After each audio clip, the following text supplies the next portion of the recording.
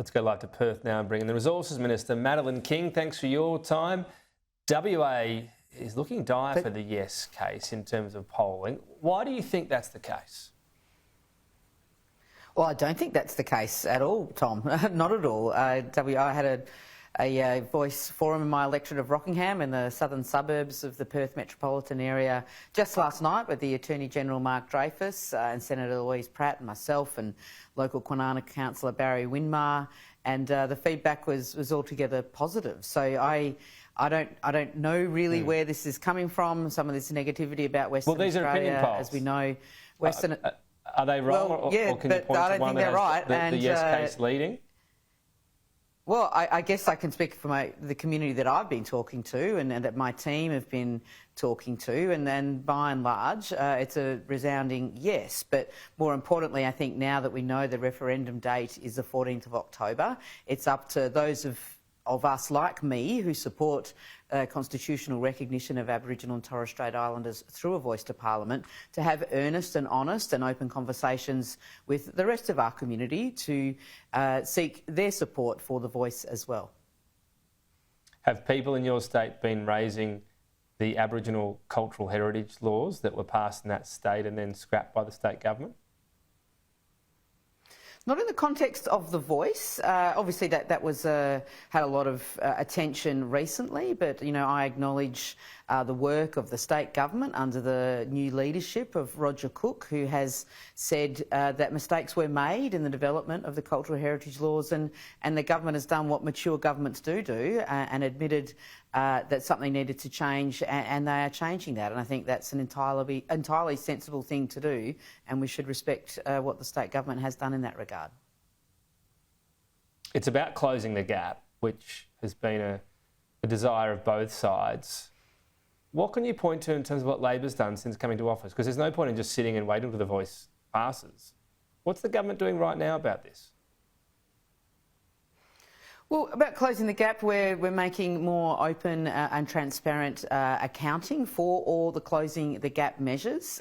We are talking to communities to make sure we work with them to close all those targets. And it is a big challenge, and it's an intractable challenge, many of the areas of the closing the gap statement where in fact we're not closing the gap, or even worse, are going backwards. And that is why the voice is important, because it's a movement from the ground up, which Aboriginal and Torres Strait Islander people right across the country in urban areas and in regional remote areas have asked for. And it is their view, and I share that view, that giving these people, our First Nations people, a voice to Parliament will help in closing the gap, because we'll be listening to them and their views and what they think works from the ground up. And if we listen to people and we learn from them, we will get better results. So I'm not saying that the voice will change the closing the gap situation overnight, because nothing has yet. But what I do know is that something's got to change, and the voice will be a positive part of that change. All right, a couple of areas in your portfolio. The PRRT changes to raise more tax from gas exploration and exports, I should say. David Pocock indicated to Sky News he won't support the change as is. The Greens seem the same way inclined. Is this a case of either coalition support or bust? Well, the PRRT changes that the Treasurer has put forward, and which I support, will bring $2.4 billion into the taxation system over the next 4 years, and that's an entirely positive thing. And, you know, I urge Senator Pocock and the Greens to support that, because it brings $2.4 billion into our revenue stream.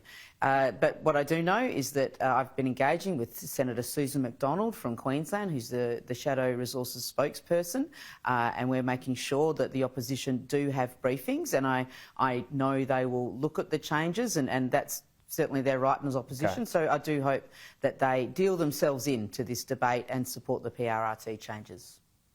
They wanted to see the detail. It's out there now. What's their inclination? Are they concerned? Which way do they seem to be breaking on this? Well, that's a matter for them, but I do hope that they engage with us. If they've got any questions, we're here to answer them, myself and the Treasurer's office. Does it feel positive, though? I am hoping they will support the changes. Yes, it does feel positive. Senator McDonald has been very constructive in her discussions with us around changes to the PRRT. All right, and if you have to go the other way and you have to try to reason with the David Pocock, Greens and others, would you countenance perhaps raising a bit more money than is currently on the table?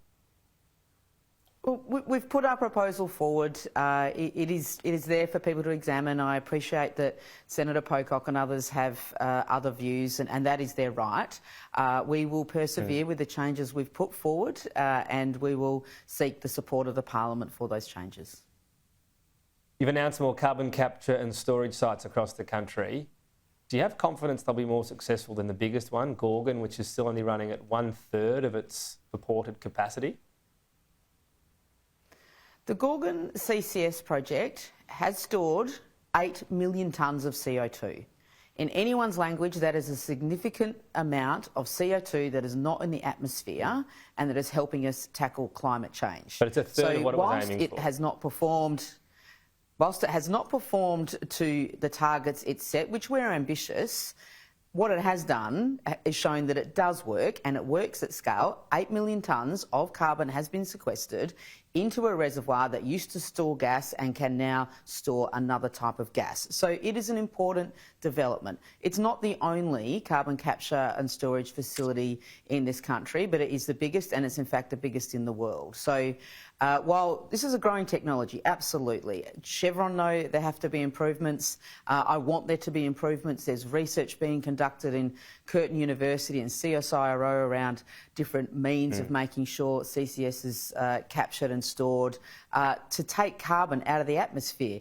The International Energy Agency has said that without carbon capture and storage, we won't reach net zero. So I, for one, encourage the take-up of that technology.